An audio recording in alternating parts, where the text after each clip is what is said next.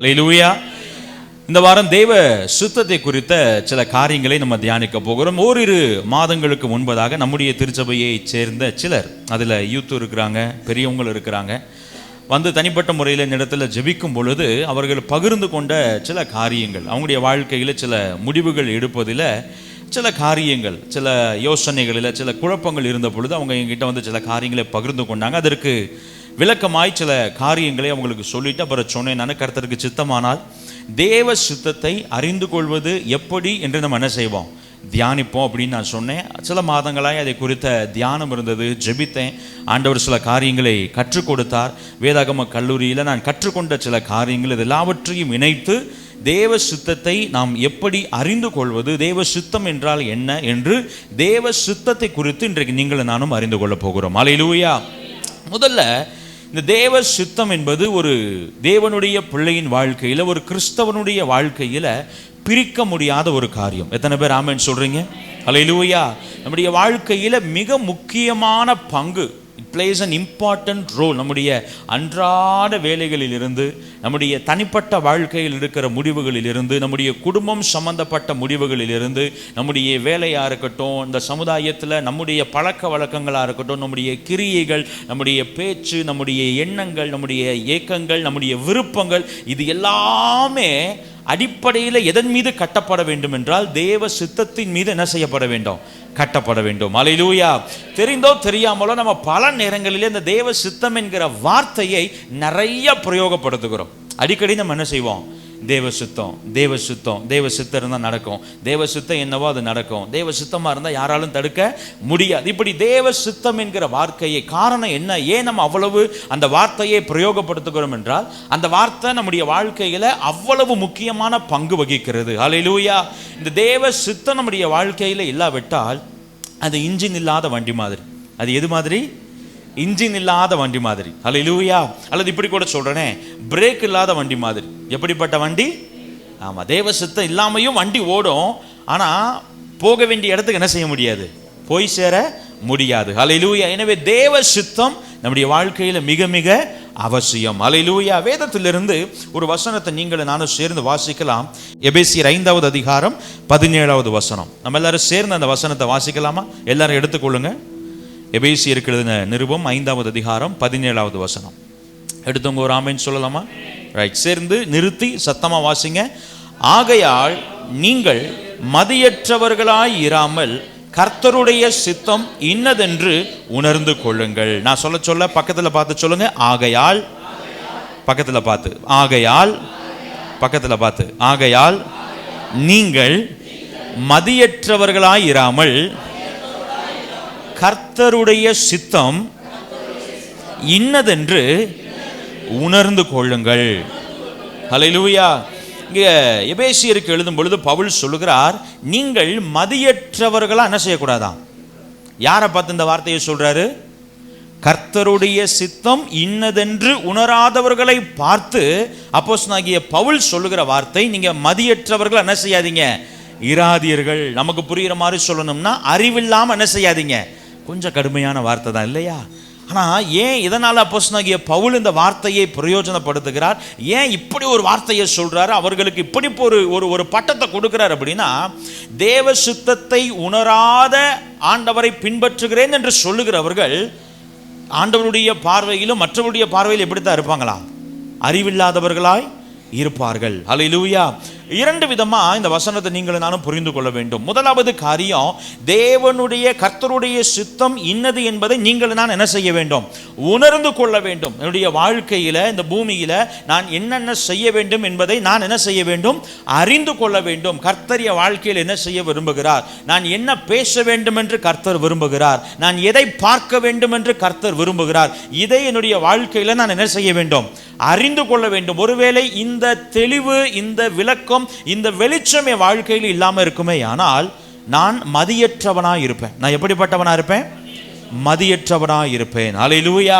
இரண்டாவது காரியம் பாருங்க, கர்த்தருடைய சித்தம் இன்னதென்று அறியாதவர்களை ரோமர் 12வது அதிகாரம் 2வது வசனத்தில் அப்போஸ்தலனாகிய பவுல் சொல்லுகிறார், நீங்கள் இந்த பிரபஞ்சத்திற்கு ஒத்த வேஷம் தறியாமல் தேவனுடைய நன்மையும் பிரியமும் பரிபூரணமுமான சித்தம் இன்னதென்று பகுத்தறியத்தக்கதாக உங்கள் மனம் புதிதாகிறதுனாலே மறுரூபம் ஆகுங்கள்.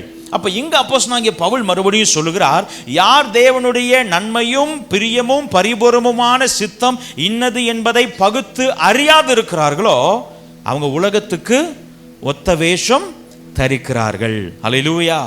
உலகத்துக்கு ஒத்த வேஷம் அப்படின்னா, உலகத்துக்கு ஒரு வேஷம், இங்க ஒரு வேஷம் போடுறது கிடையாது. உலகத்துக்கு ஒத்த வேஷம் அப்படின்னா, உலகம் நான் எப்படி இருக்க வேண்டும் என்று விரும்புகிறதோ, உலகம் நான் எதை செய்ய வேண்டும் என்று விரும்புகிறதோ, பிசாசும் அவனுடைய ஆளுகையும் நான் எதை செய்ய வேண்டும் என்று விரும்புகிறார்களோ அதற்கு ஏற்ற வாழ்க்கை நான் வாழ ஆரம்பித்து விடுகிறேன். பவுல் சொல்லுகிறார். யாரை குறித்து சொல்லுகிறாரு? தேவ சித்தத்தை பகுத்து அறிய முடியாதவர்களை பார்த்து அப்போஸ்தலனாகிய பவுல் சொல்லுகிறார். அல்லேலூயா. இப்ப ஏன் தேவனுடைய சித்தம் என் வாழ்க்கையில முக்கியம், எது தேவனுடைய சித்தம் என்பதை நான் அறிய வேண்டியது ஏன் அவசியம் என்றால், முதலாவது காரியம், தேவ சித்தத்தை, கர்த்தருடைய சித்தத்தை நான் அறியாமல் போகும் பொழுது நான் அறிவில்லாமல் போகிறேன். நான் எப்படி போகிறேன்? நான் என்ன செய்யணும்னு எனக்கு என்ன செய்யாது, தெரியாது. அறிவில்லாமல் போகிறேன், மதியற்றவர்களாக போகிறேன், அதுதான் அர்த்தம். நான் என்ன செய்யணும்னு எனக்கு என்ன செய்யாது, தெரியாது. நான் என்ன பேசணும்னு எனக்கு தெரியாது. நான் யாரை பார்க்கணும்னு எனக்கு என்ன செய்யாது, தெரியாது. நான் எதை தெரிந்து கொள்ள வேண்டும், எதை மறுக்க வேண்டும் என்று எனக்கு என்ன செய்யாது, தெரியாது. அதை நான் அறிந்து கொள்ள வேண்டுமே ஆனால், அறிவுள்ளவனாய் மதியுள்ளவனாய் இருக்க வேண்டுமே ஆனால், கர்த்தருடைய சித்தம் இன்னது என்பதை நான் என்ன செய்ய வேண்டும், உணர்ந்து கொள்ள வேண்டும். நான் அறிந்தோ அறியாமலோ இந்த உலகத்திற்கு ஒத்த பிசாசு என்ன விரும்புகிறானோ அப்படி ஒரு வாழ்க்கையை நான் வாழ்ந்துவிடக் கூடாது என்றால், கர்த்தருடைய சித்தம் இன்னது என்பதை பகுத்து அறிகிற அந்த பலன், அந்த அறிவு நமக்கு என்ன செய்ய வேண்டும், இருக்க வேண்டும். ஒரு ஆமென் சொல்லுங்க பார்க்கலாம். ஹல்லேலூயா. சரி, இப்போ மெசேஜுக்குள்ள போலாம். முதல் காரியம், தேவ சித்தம் என்றால் என்ன? தெய்வ சித்தம் என்றால் என்ன? நான் ஆரம்பத்திலே சொன்னேன், நம்ம வாழ்க்கையில் குறைந்தது ஒரு நாளைக்கு ஒரு தடவையாவது இந்த வார்த்தை என்ன செஞ்சிடறோம், சொல்லிடுறோம். அப்படி நாம் ஒரு நாளைக்கு குறைந்தபட்சம் ஒரு முறையாவது சொல்ற அந்த வார்த்தைக்கான அர்த்தம் என்ன? தேவ சித்தம் என்றால் என்ன? நான் உங்களுக்கு புரிகிற மாதிரி ஷார்ட்டா சொல்றேன். நான் என்ன செய்ய வேண்டும் என்று தேவன் விரும்புகிறாரோ அதுதான் தேவ சித்தம். அல்லேலூயா. பக்கத்தில் பார்த்துக்கணும், நீங்கள் என்ன செய்ய வேண்டும் என்று தேவன் விரும்புகிறாரோ அதுதான் தேவ சித்தம். அல்லேலூயா. நல்லா கவனிங்க, மனுஷ சித்தம் என்று ஒன்று உண்டு, தேவ சித்தம் என்று ஒன்று உண்டு. ஆண்டவராகிய இயேசு கிறிஸ்து அடிக்கப்படுவதற்கு ஒப்பு கொடுப்பதற்கு முன்பதாக போய் தோட்டத்தில் ஜெபிக்கிறார்.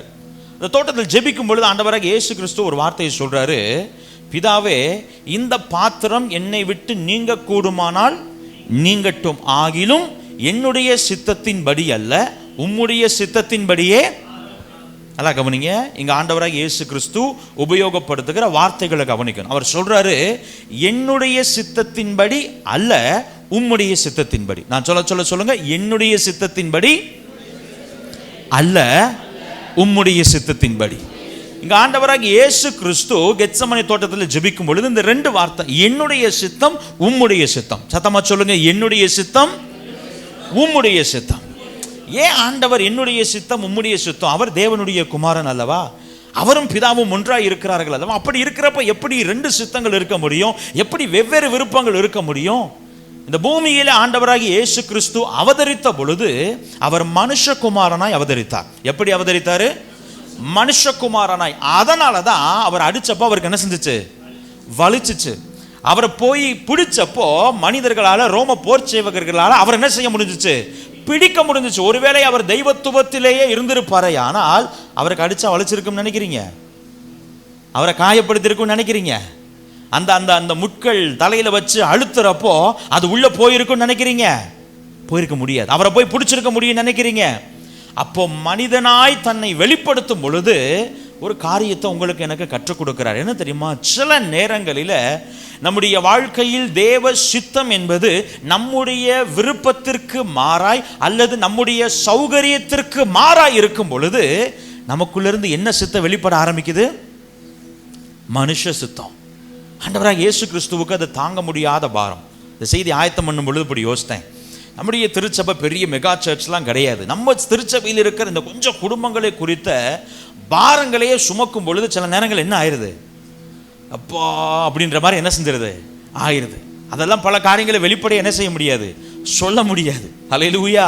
இப்போ யோசித்து பாருங்க, மொத்த உலகத்தின் பாவத்தையும், நான் திரும்ப சொல்லுகிறேன், நாங்கள் ஊழியர்களாய் உத்தரவாதம் எடுக்கிறோம், நலம் புலம் மற்ற காரியங்களை உங்களுக்கு ஆலோசனை சொல்லுகிறோம், கற்றுக்கொள்ளுகிறோம். மற்றபடி 100% கண்ட்ரோல் பண்ணுகிற ஆளுகை எங்களுக்கு இல்லை. ஆனால் ஆண்டவராக இயேசு கிறிஸ்துவுக்கு அப்படி இல்லை. வசனம் சொல்லுகிறது, மொத்த மனுக்குலத்தின் பாவத்தையும் அவர் என்ன செய்ய வேண்டியிருந்தான். யோசித்து பாருங்க, அந்த அழுத்தம், அந்த பாரம் எவ்வளவு மோசமா இருந்திருக்கும், எவ்வளவு மோசமா இருந்திருக்கும். வசனம் சொல்லுகிறது, அவருடைய வியர்வையின் துளிகள் இரத்தத்தின் பெருந்துளிகளா நிலத்தில் என்ன செஞ்சுச்சான், விழுந்துச்சு. இப்ப இவ்வளவு பாரத்தை, இவ்வளவு அழுத்தத்தை, இவ்வளவு வேதனை அவர் எதிர்கொள்ளும் பொழுது அவருக்குள்ள இருக்கிற மனுஷ சித்தம் வெளிப்பட்டு சொல்லுகிறது, பிதாவே இந்த பாத்திரம் என்னை விட்டு நீங்குமானால் நீங்க கூடுமானால் நீங்கட்டும். ஆனாலும் சொல்றாரு, என்னுடைய சித்தத்தின்படி அல்ல உம்முடைய சித்தத்தின்படி. இந்த வார்த்தையில் நீங்கள் நானும் புரிந்து கொள்ள வேண்டியது என்ன அப்படின்னா, மனுஷ சித்தம் என்று ஒன்று உண்டு, தேவ சித்தம் என்று ஒன்று உண்டு. அப்ப மனுஷ சித்தம்னா என்ன, நான் என் வாழ்க்கையில என்னெல்லாம் செய்யணும்னு விரும்புறேனோ அது என்ன சித்தம், சத்தமா சொல்லுங்க. நான் என் பிள்ளைகளுடைய வாழ்க்கையில என்னெல்லாம் செய்ய வேண்டும் என்று விரும்புகிறேனோ அது யாருடைய சித்தம். நான் என் வேலையில என்னெல்லாம் செய்யணும்னு விரும்புகிறேனோ அது மனுஷ சித்தம். நான் என் கையில் ஆண்டவர் கொடுத்திருக்கிற பணத்தை வச்சு என்னெல்லாம் செய்ய விரும்புகிறேனோ அது மனுஷனுடைய சித்தம். ஆண்டவர் எனக்கு கொடுத்திருக்கிற பலத்தை வைத்து, தாளந்துகளை வைத்து நான் என்ன செய்ய வேண்டும் என்று விரும்புகிறேனோ அது மனுஷ சித்தம். ஆனால் தேவ சித்தம் என்ன அப்படின்னா, ஆண்டவர் எனக்கு கொடுத்திருக்கிற குடும்பத்தில், எனக்கு கொடுத்திருக்கிற தாளந்துகளில், எனக்கு கொடுத்திருக்கிற பணத்தில், எனக்கு கொடுத்திருக்கிற பலத்தில், எனக்கு கொடுத்திருக்கிற திறமைகளில் அவர் என்ன செய்ய வேண்டும் என்று விரும்புகிறாரோ அதுதான் தேவ சித்தம். நான் சொல்ல எத்தனை பேர் வழங்குது? அல்லேலூயா. தேவ சித்தத்தை 2 வகையா பிரிக்கலாம். முதலாவது ஜெனரல் வில் அப்படின்னு சொல்லுவாங்க. ஜெனரல் வில் அப்படின்னா பொதுவான தேவ சித்தம். பொதுவான தேவ சித்தம். இந்த உலகத்தில் இருக்கிற எல்லாருக்கும் பொதுவாய் ஆண்டவர் சில காரியங்களை விரும்புகிறார், எல்லாரும் செய்யணும்னு விரும்புகிறார். உதாரணத்திற்கு யோவான் எழுதின சுவிசேஷம் 11வது அதிகாரம் 12வது வசனத்துல நான் இப்படி வாசிக்கிறேன், அவருடைய நாமத்தின் மேல் விசுவாசம் உள்ளவர்களாய் அவரை ஏற்றுக்கொண்டவர்கள் எத்தனை பேர்களோ அத்தனை பேர்களும் தேவனுடைய பிள்ளைகளாகும்படி அவர்களுக்கு அதிகாரம் கொடுத்தார். இப்ப இந்த வசனம் பார்த்தீங்கன்னா தேவனுடைய பொதுவான சித்தத்தை வெளிப்படுத்துகிறது. எதை வெளிப்படுத்துகிறது? இந்த வசனத்தை சொல்லுது, ஏற்றுக்கொண்டவர்கள், அவரை ஏற்றுக்கொண்டவர்கள் எத்தனை பேர்களோ அத்தனை பேர்களும் தேவனுடைய பிள்ளைகளாகும்படி. இப்ப இந்த எத்தனை பேர்களோ அத்தனை பேர்களும் என்ற வார்த்தையில இங்க இருக்கிற சாமுவேல் ஜோசப் மட்டும் இல்ல. நான் சொல்ற எத்தனை பேருக்கு விளங்குது? என்னை கவனிங்க பார்க்கலாம், என்னை கவனிங்க. எத்தனை பேர்களோ அத்தனை பேர்களும் என்கிற வார்த்தைக்குள்ள யார் மட்டும் இல்ல, நான் மட்டும் இல்ல. இங்க பிரசங்கம் பண்ற நான் இருக்கிறேன், இங்க இந்த வார்த்தையை கேட்டுக்கொண்டிருக்கிற நீங்க இருக்கிறீங்க. இதே நேரத்தில் எங்கெல்லாம் கர்த்தருடைய ஆலயத்தில் ஆண்டவரை ஆராதித்து கொண்டிருக்கிறார்களோ அவர்கள் எல்லாரும் இருக்கிறார்கள். இன்னும் ஒரு படி மேல போய் சொல்லுகிறேன், யாரெல்லாம் இந்த இயேசு கிறிஸ்துவை இன்னும் அறிந்து ரட்சிக்கப்படாமல் இருக்கிறார்களோ அவர்களுக்கும் இந்த வேத வசனம் பொருந்தும். அப்ப இந்த வார்த்தை குறிப்பிட்ட தனிப்பட்ட சாமுவேல் ஜோசப்புக்கு சொல்லப்பட்ட வார்த்தை அல்ல, மொத்த மனுக்குலத்திற்கும் சொல்லப்பட்ட.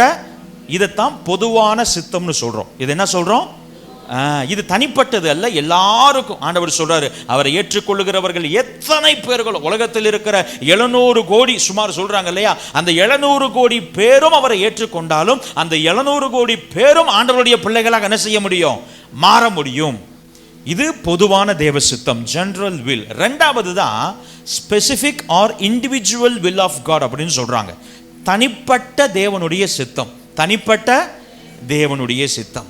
இந்த தனிப்பட்ட தேவனுடைய சித்தம் என்பது சாமுவேல் ஜோசப் என்கிற ஒரு மனுஷனுடைய வாழ்க்கையில ஆண்டவர் என்ன செய்ய விரும்புகிறார் என்பது.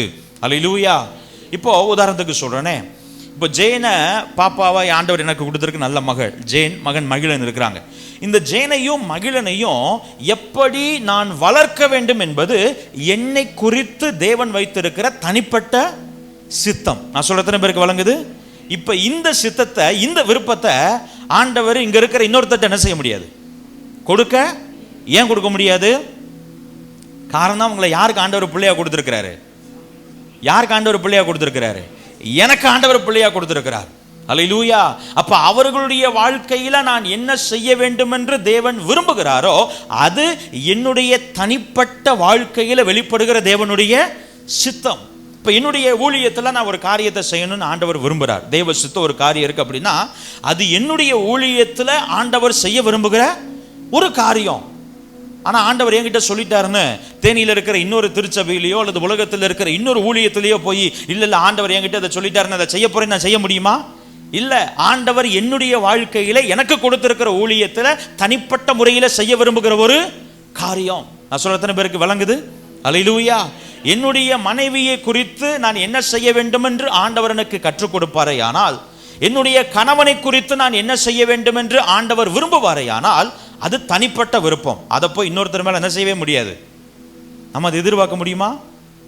நம்ம அதை எதிர்பார்க்க முடியுமா? இல்ல. அது தனிப்பட்ட தேவ சித்தம். பக்கத்துல போய் சொல்லுங்க, தனிப்பட்ட தேவ சித்தம். ஹல்லேலூயா. பேதுருவே நீ போய் ஆழத்துல வலைய போடு அப்படின்னா அது யாருக்கான தேவ சித்தம்? பேதுருவுக்கான தேவ சித்தம். உடனே ஆண்டவர் சொல்லிட்டாருப்பா, கரையில யாரெல்லாம் படகு நிப்பாட்டி இருக்கிறாங்க எல்லாரும் வாங்க அப்படின்னு சொல்ல முடியாது. பொதுவான தேவ சித்தம் வேறு, தனிப்பட்ட தேவ சித்தம் வேறு. அப்ப முதல்ல நல்லா விளங்கிக் கொள்ள வேண்டும். தேவ சித்தம் என்பது நான் என்ன செய்ய வேண்டும் என்று தேவன் விரும்புகிறாரோ அதுவே தேவ சித்தம். ஹல்லேலூயா. அதுல ரெண்டு வகை சொன்னேன். பொதுவான தேவ சித்தம், தனிப்பட்ட. பொதுவான தேவ சித்தம் எல்லாருக்கும் உரியது, அதுல எல்லாரும் பங்கெடுக்கலாம், எல்லாரும் அதை செய்யலாம். ஆனால் தனிப்பட்ட தேவ சித்தம் என்பது என்னுடைய வாழ்க்கையில, என் குடும்பத்துல, என் வேலையில, என் பொருளாதாரத்துல நான் என்ன செய்ய வேண்டும் என்று ஆண்டவர் விரும்புகிறாரோ அது எனக்கான தனிப்பட்ட தேவ சித்தம். ஒரு ஆமென் சொல்லுங்க பார்க்கலாம். அல்லேலூயா.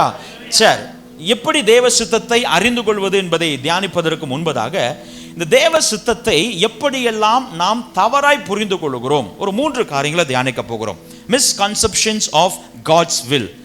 அநேக நேரங்களில் இந்த தேவ சித்தத்தை குறித்த தெளிவான விளக்கம், வெளிப்பாடு நமக்கு இல்லாததுனால, வெளிச்சம் இல்லாததுனால நாம் பல காரியங்களை தேவ சித்தம் என்ன செஞ்சுக்கிறோம், எடுத்துக்கொள்ளுகிறோம். நல்லா கவனிங்க. அப்படி ஆகும் பொழுது என்ன ஆகும் அப்படின்னா அது நம்முடைய வாழ்க்கையில பிரச்சனையை கொண்டு வந்து என்ன செஞ்சிடும், விட்டுரும். நான் சொல்ல எத்தனை பேருக்கு விளங்குது? ஹல்லேலூயா. நம்ம எதையோ சாப்பிட்றோம், நல்ல சாப்பாடு நினைச்சு சாப்பிட்றோம், ஆனால் அது உண்மையில என்ன கிடையாது. நம்ம இந்த மலை பிரதேசங்களுக்கெல்லாம் போகிறப்போ ரோட்டு ஓரத்தில் எங்கேயாவது நிப்பாட்டணும்னா அல்லது பார்க்க போனோம்னா பார்க்கறதுக்கு அழகான ஒரு பழம் மாதிரி குட்டி குட்டி என்ன செய்யும், உடனே கூட்டத்தில் ஒரு ஆள் வர சொல்லும், இது அந்த பழத்துக்கு ஒரு பேரை சொல்லி, இது இந்த பழம்ப்பா, இது நல்லா சாப்பிடலாம்ப்பா, நல்லா டேஸ்ட்டாக இருக்கும்னு என்ன செய்யும். சொன்னோன்னே சாப்பிட விட்டுருவீங்களா? என்ன சொல்லுவோம் நம்ம, ஏய் உன் பாட்டுக்கு எதையாவது பிடிங்க என்ன செஞ்சிடாத, தூக்கிட்டு போக முடியாது. உடனே மலங்காட்டில் இருக்கிற ஆஸ்பத்திரி எங்கே இருக்குன்னு என்ன செய்யாது, உன் பாட்டுக்கு என்னன்னு தெரியாத ஒரு காரியத்தை நீ என்ன செய்யக்கூடாது. அப்படி ஒரு வேளை சாப்பிட்டா என்ன ஆகும், சிக்கலாயிரும். சாப்பிட்டா என்ன ஆயிரும், அது என்ன சிக்கல்ன்றதை நம்ம புரிஞ்சுக்குவோம். இப்போ தேவ சித்தம் இன்னது என்பதை அறியாமல், அதை குறித்த வெளிச்சம் இல்லாமல் எதையோ ஒரு காரியத்தை தேவ சித்தம் என்று செயல்படுத்துவோமே ஆனால் அது நிச்சயம் நம்முடைய வாழ்க்கையில சிக்கலை தான் என்ன செய்யும். இப்போ நம்ம அப்போஸ்தலனாகிய பவுல் சொன்னது போல மதியற்றவர்களா என்ன நினைச்சுக்கிட்டு இருப்போம்னா, தேவ சித்தம் தானே ஏன் இப்படி நடந்துச்சு, தேவ சித்தம் தானே ஏன் இப்படி பிரச்சனை, தேவ சித்தம் தானே ஏன் இப்படி போராட்டம், தேவ சித்தம் தானே ஏன் இன்னும் தரித்திரம், தேவ சித்தம் தானே ஏன் இன்னும் வியாதி, தேவ சித்தம் தானே ஏன் இன்னும் போராட்டம். காரணம் என்னன்னா நம்ம தேவ சித்தம்னு எதையோ புடிங்க என்ன செஞ்சுக்கிட்டு இருக்கிறோம். ஹல்லேலூயா. இந்த 3 காரியங்கள் என்ன அப்படின்னா, முதல் காரியம், first misconception of God's will என்ன அப்படின்னா, தேவ சித்தத்தை யாராலும் தடை செய்ய முடியாது. பார்த்தீங்களா? ஆமென். ஏன்னா பல நேரங்களில் நம்ம எப்படி புரிஞ்சுக்கிறோம்னா, தேவ சித்தமா இருந்தா அதை நீ நினைச்சாலும் தடுக்க முடியாது, நான் நினைச்சாலும். இதுதான் தேவ சித்தத்தை குறித்து நமக்குள்ள இருக்கிற முதல் தவறான எண்ணம். என்ன பாஸ்டர் இப்படி சொல்றீங்க? நான் வேதத்திலிருந்து சில காரியங்களை உங்களுக்கு எடுத்துக்காட்ட விரும்புகிறேன். ஆண்டவர் ஒரு மனுஷனுடைய ஒரு வாழ்க்கையில ஒரு காரியத்தை கட்டாயமான செய்வேன் நினைச்சார்னா கட்டாயமா செய்வார், செய்ய முடியும். ஆனா அவர் செய்ய மாட்டார். அல்லேலூயா. ஒரு மனுஷனுடைய வாழ்க்கையில ஒரு குடும்பத்துல அந்த காரியத்தை நிச்சயம் செய்வேன்னு ஆண்டவர் நினைச்சார்னா அவரால் செய்ய முடியும். காரணம் அவர் சர்வ வல்லமையுள்ளவர். Bible says he is almighty God.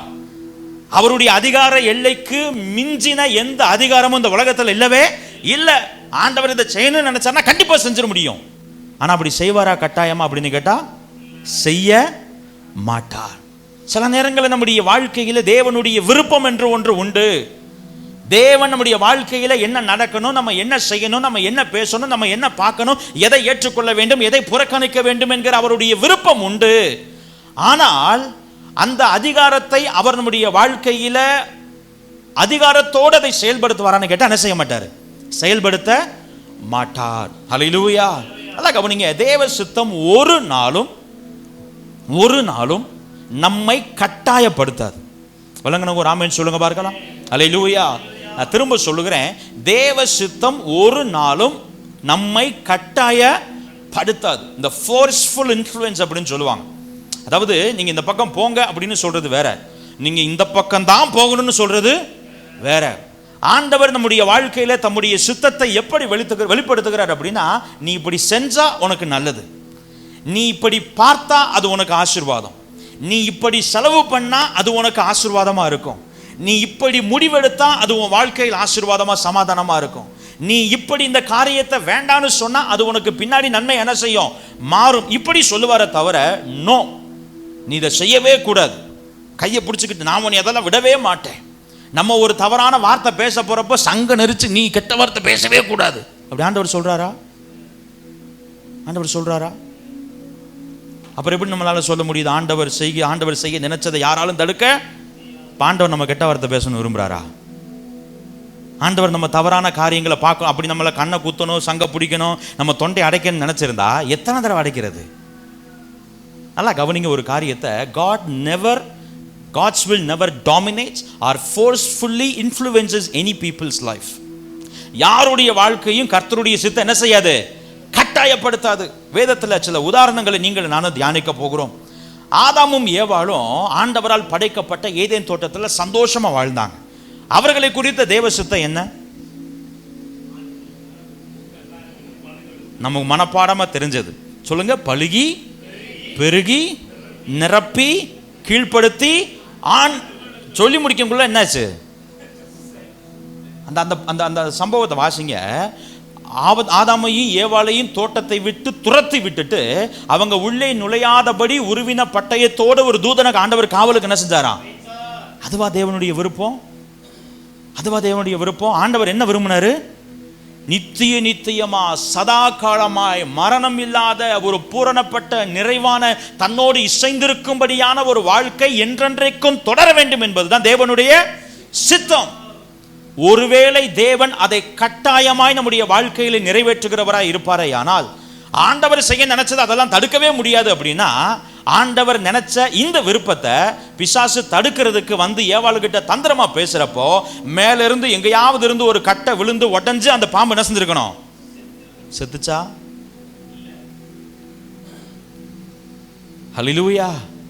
ஆண்டவர் செய்ய விரும்புகிறத தடுக்க யாரால தடுக்க முடியும்? என் வாழ்க்கையில செய்யறத மற்றவங்களால தடுக்க முடியாது. ஆனா நான் நினைச்சா என்ன செய்ய முடியும்? ஆதாம் ஏவாளால் தான் பண்ணாங்க. இஸ்ரவேல் ஜனங்களுக்கு ஆண்டவர் சொல்லுகிறார் பல ஆசீர்வாதங்கள் சொல்லிட்டு ஆண்டவர் சொல்றாரு, இன்று நான் உனக்கு விதிக்கிற இந்த கற்பனைகளின்படி எல்லாம் செய்ய நீ கவனமாய் இருக்கும் பொழுது இப்பொழுது சொல்லப்படுகிற ஆசீர்வாதங்கள் எல்லாம் உன் மேல வந்து பலிக்கும். அடுத்த வார்த்தை சொல்லுது, இவைகளை கை கொள்ளாமல் போவாயானால் இப்பொழுது சொல்லப்படும் சாபங்கள் எல்லாம் உன் மேல வந்து. ஆண்டவர் வசனம் சொல்லுது, இஸ்ரவேலை ஆசீர்வதிப்பதே கர்த்தருக்கு பிரியம். ஆனா ஆண்டவர் சொல்றாரு, அந்த பிரியம் எப்ப நிறைவேறும் தெரியுமா? நீ தேவ சித்தத்தின்படி என்னுடைய கற்பனைகளை கை கொள்ளும் பொழுது அது உனக்கு ஆசீர்வாதமா என்ன செய்யும்? இருக்கும். அதப்படி இஸ்ரவேலை ஆசீர்வதிப்பது தானே ஆண்டவருக்கு பிரியம்.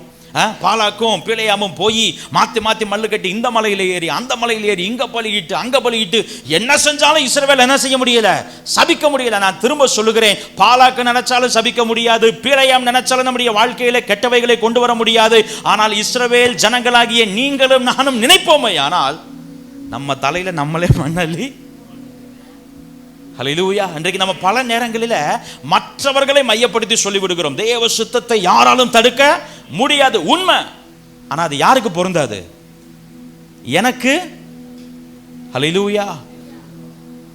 வேதத்தில் ஆண்டவர் ஒரு வார்த்தையை சொல்றாரு பாருங்களேன். லூக்கா எழுதின சுவிசேஷம் 6வது அதிகாரம் 47வது வசனத்தில், என்னிடத்தில் வந்து என் வார்த்தைகளை கேட்டு அவைகளின்படி செய்கிறவன் யாருக்கு ஒப்பாய் இருக்கிறான் என்று காண்பிப்பே.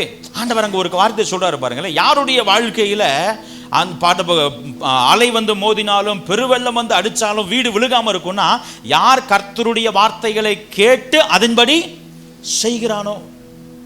ஆண்டவருடைய விருப்பம் அதுதான், ஆண்டவருடைய விருப்பம் அதுதான். ஆனால் அவர் ஒரு நாள் என்ன செய்ய மாட்டார், கட்டாயப்படுத்த மாட்டார். அவர் நமக்கு சாய்ஸ் கொடுக்குறார். அவர் நமக்கு என்ன கொடுக்குறாரு, நீ இதை தெரிந்து கொள்ளலாம் அல்லது அதை என்ன செய்யலாம், தெரிந்து கொள்ளலாம். ஆண்டவர் என் மேலே வச்சிருக்கிற விருப்பம் என்ன, நான் தேவனுக்கு பிரியமுள்ள பிள்ளையா என்னுடைய நாவை நான் காத்துக்கொள்ள வேண்டும். உதாரணத்துக்கு சொல்கிறேன், நான் கெட்ட வார்த்தை பேசக்கூடாதுன்றதான் தேவன் என் மேலே வச்சிருக்கிற விருப்பம், அதுதான் தேவனுடைய சித்தம். ஆனால் நான் விரும்பினா இதை செய்யலாம், நான் விரும்பினா இதை செய்யாமலும் போகலாம். நான் சொல்கிறது உங்களுக்கு வழங்கும் நினைக்கிறேன். நான் தேவ சுத்தத்தை அறிந்து அதன்படி என்னை காத்துக்கொள்வதற்கு என் நாவை நான் அடக்குவேனேயானால் அதற்குரிய ஆசீர்வாதங்களை தான் என் மேலே வந்து என்ன செய்யும், பலிக்கும். ஆனால் தேவ சித்தத்திற்கு எதிராய் என்னுடைய சுய சித்தத்திற்கு இடம் கொடுத்து நான் கெட்ட வார்த்தையில பேசுவேனேயானால் அதற்குரிய விளைவுகள் எல்லாம் என் வாழ்க்கையில் வந்து. எனவே தேவ சித்தத்தை யாராலும் தடுக்க முடியாதுன்னு என்ன செய்ய முடியாது, சொல்ல முடியாது. மற்றவர், நான் திரும்ப சொல்றேன், மூன்றாவது மனிதர்களால் அதை ஒரு நாளும் தடுக்க முடியாது. ஆனால் என் வாழ்க்கை சரியில்லாமல் போகுமே ஆனால் தேவன் விரும்பினாலும் என் வாழ்க்கையில் நன்மைகளை கொண்டு வர முடியாது. ஆண்டவர் எல்லாரையும் சுகமாக்கினார். ஆனால் சொந்த ஊருக்கு போகிறப்ப சொல்கிறாரு, அவர்களுடைய அவிசுவாசத்தின் நிமித்தம் அங்கே அவரால் அநேக அற்புதங்களை செய்ய கூடாமற் போயிற்று. ஆண்டவர் விரும்பாமல் இருந்திருப்பாரா அவங்களெல்லாம் சுகமாக்கணும்னு? ஆண்டவருடைய சித்தம் அவங்கெல்லாம் என்ன ஆகணும், சுகமாகணும், அவங்கெல்லாம் நல்லா இருக்கணுன்றது தான். ஆனால் அவர்களுடைய விசுவாசம் தேவனுடைய சித்தத்திற்கு எதிராக போய் என்ன செய்யுது, நிற்கிது. ரெண்டாவது காரியம் நம்ம தவறாய் புரிந்து கொள்ளுகிறது அப்படின்னா, தேவ சித்தத்தை நம்ம எப்போ வெளிப்படுத்துகிறோம்னா, எப்போ நம்ம எல்லாத்தையும் செஞ்சு ட்ரை பண்ணி முடிச்சுட்டு கடைசியில் ஒன்றுமே ஆகாதுன்னு நினைக்கிறோமோ அப்போ யாரை கூப்பிடுறோம், இந்த டிப்ளாயிங் அப்படின்னு சொல்லுவாங்க ஒரு வார்த்தை, பேராஷூட்டில் போகிறது. இந்த ஃபைட்டர் ஜெட்லாம் இருக்குது, போர் விமானங்கள்லாம், அதில் ஒரு டெக்னாலஜி இருக்குது. என்ன அப்படின்னா, அந்த போர் விமானம் ஒரு ரொம்ப ஆபத்தான சூழ்நிலை, அவ்வளோதான், இதுக்கு மேலே அதை ஓட்ட முடியாது, ஒரு வெடிச்சிருச்சோ அல்லது ஏதோ சம்திங் வந்துருச்சு அப்படின்னா அதுக்குள்ளே அந்த போர் விமானத்தை ஓட்டுகிற அந்த இராணுவ வீரருக்கெல்லாம் பைலட், அவர் எஸ்கேப் ஆகிறதுக்கு எஜெக்டிங் சீட்ஸ் அப்படின்னு ஒன்று வச்சுருக்கிறாங்க. அவர் உட்காந்துருக்கிற சீட்டில் ஒரு பட்டன் இருக்கும், அதை அமுக்குனா பயங்கரமான ஒரு ஃபோர்ஸோட அந்த விமானத்தினுடைய மேல் கதவை திறந்து அவங்க விமானத்தை விட்டு துண்டு என்ன செஞ்சிருவாங்க, போயிடுவாங்க. போயிட்டு அதுக்கப்புறம் ஒரு பேராஷூட்டு விரியும், அவங்க சேஃபாக கீழே வந்து என்ன செஞ்சிடலாம், இறங்கிடலாம். இது எப்போ யூஸ் பண்ணப்படுகிறது தெரியுமா, எல்லா முயற்சிகளையும் செஞ்சுட்டு இனி வேற வழியே இல்லை, இந்த விமானம் விழுந்து நொறுங்க போகுது, அவ்வளவுதான், இதுக்கு மேலே பண்ணுறதுக்கு ஒன்றுமே இல்லை, நம்மளால் ஒன்றும் ஆகாது, அதனால் நம்ம வெளியே போயிடுவோம் அப்படின்னு நினைக்கிறப்ப அதை என்ன செய்யணுமா. பல நேரங்களில் தேவ சித்தத்தை நம்ம எப்படி யூஸ் பண்ணுறோம் தெரியுமா, நம்ம ஆட்டமாக ஆடிடுறது, நம்ம என்ன செய்கிறது, ஆமாம், நம்ம யோசனையெல்லாம் விட்டு விளாசி அப்படி இப்படி செஞ்சு தர்சீசுக்கு கப்பல் ஏறி அங்கே போய் அடித்தட்டில் படுத்து அப்புறம் ஒளிஞ்சு அவங்களை ஏமாற்றி இவங்களை எல்லா வேலையும் பார்த்து கடைசியில் மீன் வயிற்றுக்குள்ளே போனதுக்கப்புறம் என்ன சொல்கிறோம், ஆகிலும் என்னுடைய சித்தத்தின்படி, அதை உம்முடைய சித்தத்தின்படி. அல்லேலூயா. எங்களுக்கு இருக்கிற பெரிய பிரச்சனை ஊழியக்காரர்கள் என்ன தெரியுமா, சில நேரங்களில் இந்த ரொம்ப மரண தருவாயில் இருக்கிறவங்களுக்கு ஜாமனை விட்டுருவாங்க. நான் இது வரைக்கும் கடவுளுடைய கிருபையில் அப்படி சிக்கினது இல்லை, ஆனால் சிக்கினவங்க நான் பார்த்துருக்குறேன். நான் அப்படி போய் ஜெபம் பண்ணுறப்ப எல்லாருக்கும் தெரியும். நாங்கள் ஒரு இடத்துக்கு எங்களை கூப்பிட்டுருந்தாங்க, முன்னாடி நம்மளோட ஐக்கியமாக இருந்தவங்க, ஃபோன் பண்ணி ரொம்ப பாசமாக பல வருஷமாச்சு ஃபோன் பண்ணி பேசி ரொம்ப பாசமாக, பாஸ்டர் வாங்க அம்மா உங்களை பார்க்கணுன்றாங்க அப்படின்னு. நாங்களும் கிளம்பி சரி அம்மா பார்க்கணுன்றாங்களே போனால் அது அது அது ஒரு வேற ஒரு மாதிரி ஒரு சூழ்நிலை. ஆங்க என்ன அது என்னமோ சொல்லி கூப்பிட்டீங்க, எங்கள் காரியம் எப்படி இருக்கு அப்படின்னு பார்த்தா ஜெபம்னுங்க. என்ன செய்யுங்க, எல்லாம் ட்ரை பண்ணிட்டு கடைசியில் என்ன தெரியுமா ஜெபம் பண்ண வேண்டியிருக்கு, அவங்களே பாயிண்ட் எடுத்து கொடுத்துருவாங்க. பாஸ்டர் தேவ சித்தம் நடக்கட்டு என்ன செய்யுங்க, ஜெபம் பண்ணுங்க. அல்லேலூயா. நம்ம எல்லாத்தையும் ஒரு பிரச்சனை, நான் இப்படி ஒரு காரியத்துக்கு வரேன், நம்ம வாழ்க்கையில் ஒரு பிரச்சனை, நம்ம வேலையில் ஒரு பிரச்சனை, நம்ம பொருளாதாரத்தில் குடும்பத்தில் ஒரு பிரச்சனை, அந்த பிரச்சனையின் துவக்கத்திலேயே ஆண்டவரே நான் என்ன செய்யணும் நீங்கள் சொல்லுங்கன்னு கேட்காம நம்ம விட்டு அதை கிளறி கிண்டி அதை ரொம்ப மோசமாக்கிட்டு நான் எல்லாம் ட்ரை பண்ணி பார்த்துட்டேன், இதுக்கு மேலே என்னால் ஒன்றும் முடியல ஆண்டவரேன்னு சொல்லிட்டு அப்போ என்ன செய்கிறோம், ஆண்டவரே தேவ விரக்தியில், எதில் வெறுப்பு, உங்கள் சித்தம் என்னமோ அதை என்ன செய்யட்டும் நடக்கட்டும் ஆண்டவரே, நான் அதெல்லாம் ஒன்றுமே என்ன செய்ய மாட்டேன். ஆண்டவர் என்னை பார்த்தா உனக்கு எப்படி. ரெண்டாவது மிஸ்கன்செப்ஷன் இதுதான், நம்ம என்ன வேணாலும் செஞ்சுட்டு கடைசியில் தேவ சித்தம்னு சொன்னால் உடனே அது வந்து எல்லாம் என்ன செஞ்சிடும். அல்லேலூயா. தேவ சித்தத்தை நீங்களும் நானும் முதன்மைப்படுத்த வேண்டிய நேரம் எது தெரியுமா? ஒரு பிரச்சனை ஆரம்பிக்கும் பொழுது என்ன செய்யணும்? ஆண்டவரே உங்க சித்தம் என்ன?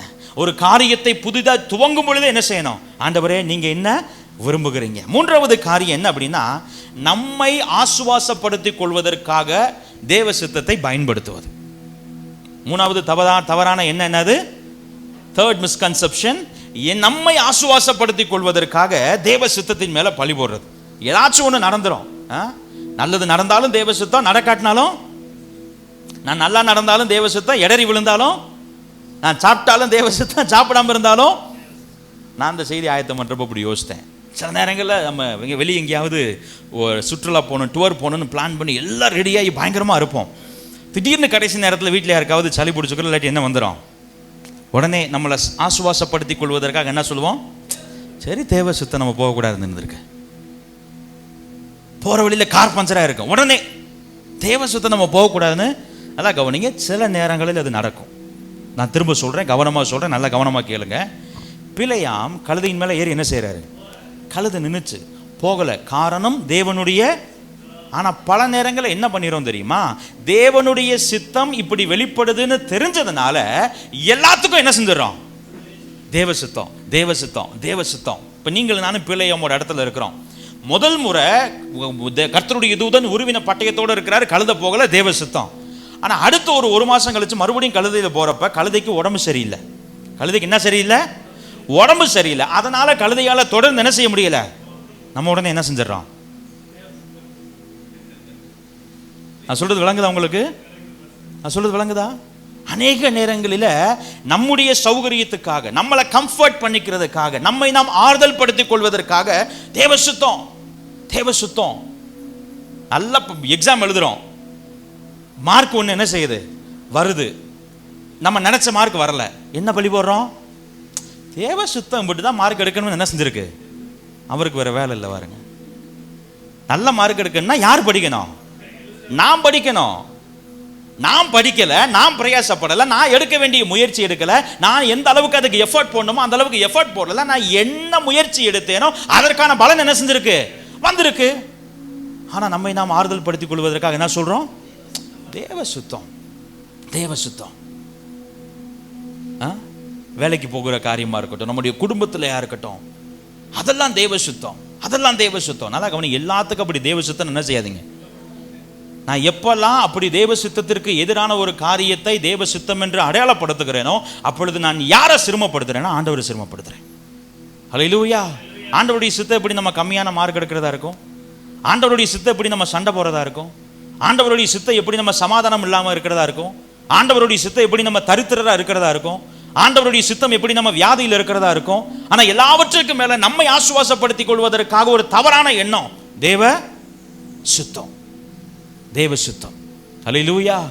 இந்த மூன்று காரியங்கள் ஒருவேளை நம்ம தெரிந்தோ தெரியாமலோ சில நேரங்கள் என்ன செஞ்சிருக்கலாம், நாம் அப்படி அறிக்கையிட்டு இருக்கலாம். அதை புரிந்து கொள்ளுங்க, அப்படிப்பட்டவைகள் தேவ சித்தம் இல்லை. ஹல்லேலூயா. சரி, இப்போ தேவ சித்தத்தை நாம் எப்படி கண்டுபிடிப்பது, அதற்கான அடையாளங்கள் என்ன அப்படின்றத இன்னைக்கு தியானிக்க போறோம். இதுதான் மெயின். அதை நல்லா கவனிக்குமாறு அன்போடு கேட்டுக்கொள்கிறேன். ஒரு 7 கேள்விகளை நான் உங்க முன்பதாக வைக்க விரும்புகிறேன். இந்த 7 கேள்விகள் எதற்காக அப்படின்னா, எப்பொழுதெல்லாம் தேவ சித்தம் எது என்கிற குழப்பம் உங்களுக்குள்ள வருகிறதோ, தேவ சித்தத்தை நான் எப்படி இந்த விஷயத்தில் கண்டுபிடிக்கிறதுன்ற கேள்வி உங்களுக்குள்ள வருதோ, அப்பொழுதெல்லாம் இந்த 7 கேள்விகளை நீங்க என்ன செய்யணும்? கேட்டுக்கொள்ள வேண்டும். ஹல்லேலூயா. சிலர் நோட்ஸ் எடுக்கிறீங்க, சிலர் நோட்ஸ் எடுக்கிறது இல்லை.